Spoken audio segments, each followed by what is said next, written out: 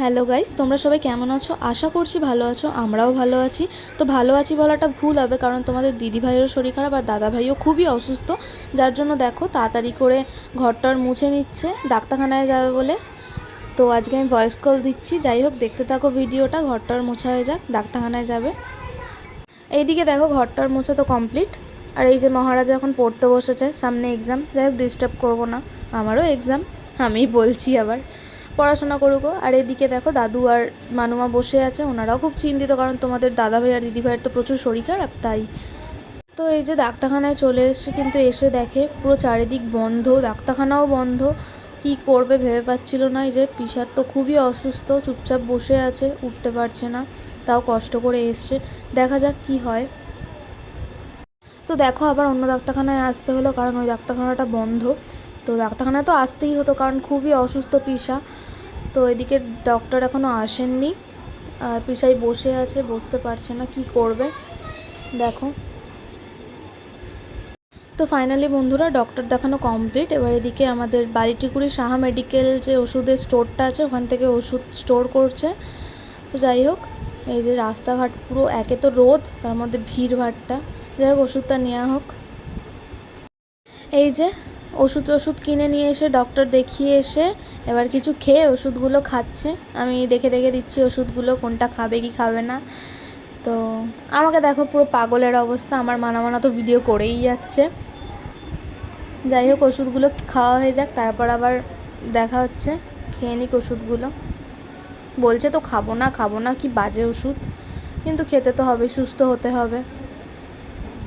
দেখো বন্ধুরা, খাওয়া দাওয়া করে ওষুধ খেয়ে বাড়ির দিকে রওনা দিচ্ছে। আমি বললাম থেকে যাও, তাও থাকবে না। তো এত রোদে এই যে মুখটুক চাপা দিয়ে ওর বাড়ির দিকে যাক। তো দেখো বন্ধুরা, ওরা ঘরে চলে গেছে, আমাদের বাড়িতে খাওয়া দাওয়া করে ঘরে গেছে। ঘরে গিয়ে স্নান টান করলো, ফ্রেশ হলো। দেখো পিসাই কি বলছে।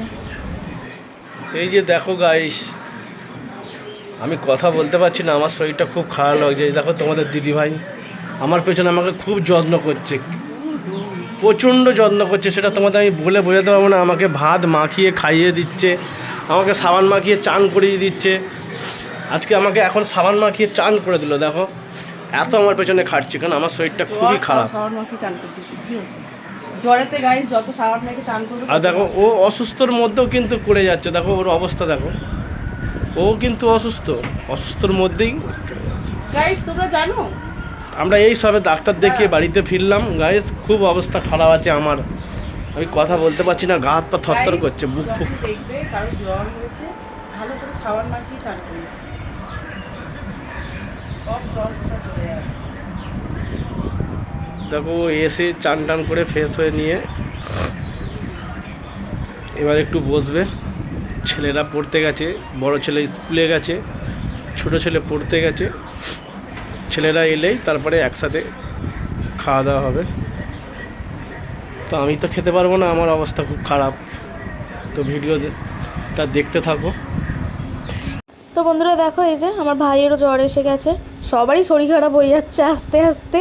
পিসারও শরীর খারাপ, আমার মানারও শরীর খারাপ, চিন্টুরও শরীর খারাপ ছিল, আবার ভাইয়ের শরীর খারাপ।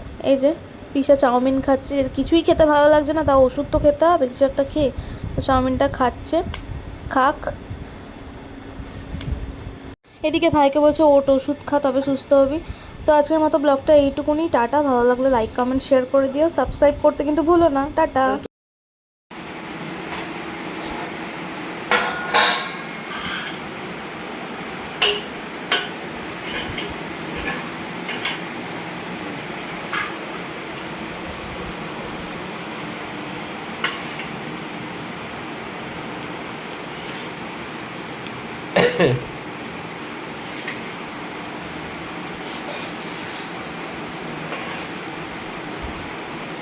এই যে দেখো গাইস, তোমাদের দিদিভাই গরম গরম খিচুড়ি বাড়ছে। কি গো, সেন্ট তো ভালোই তুলেছো। আমার শরীর খারাপ, কিন্তু আমি খাবো না। এদিকে তাকাও,